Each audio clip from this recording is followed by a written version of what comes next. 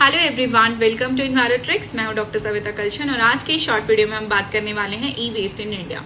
Recently जो है environment minister of India ने ये डिक्लेयर किया है कि इंडिया में ई वेस्ट इको पार्क जो है वो बनाया जाएगा नॉर्थ वेस्ट दिल्ली में।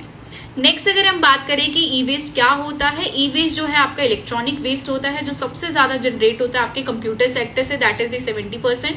टेलीकॉम सेक्टर जो है आपका 12% ई वेस्ट जनरेट करता है। इसी के साथ अगर मैं इलेक्ट्रिकल इक्विपमेंट सेक्टर की बात करूं तो आपका 8% ई वेस्ट जनरेट करता है और मेडिकल इक्विपमेंट सेक्टर जो है आपका 7% ई वेस्ट जो है वो जनरेट करता है।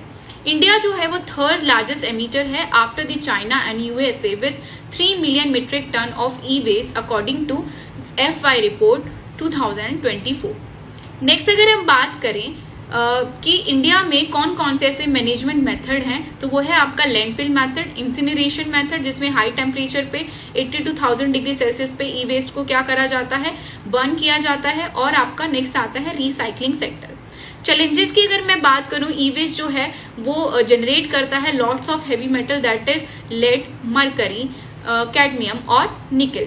चैलेंजेस की अगर हम मेजर चैलेंजेस की अगर हम बात करें तो लैक ऑफ कलेक्शन पॉइंट और लैक ऑफ अवेयरनेस जो है एक मेजर चैलेंज है for the management of e waste. और informal e sector and recycling sector जो है आपका lots of toxic and hazardous pollutant जो है वो रिलीज करता है during the management of e waste.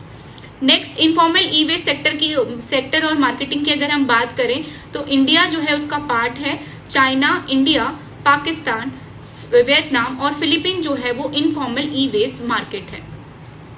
कौन कौन से ऐसे इंटरनेशनल इनिशिएटिव्स हैं, कन्वेंशंस हैं for the e waste management, वो है आपका बेसल कन्वेंशन, मरकरी या फिर मिनीमाटा कन्वेंशन जिसको रेटिफाई किया था इंडिया ने 2018 में, Stockholm convention for persistent organic pollutant 2001 और नेशनल कन्वेंशंस की अगर हम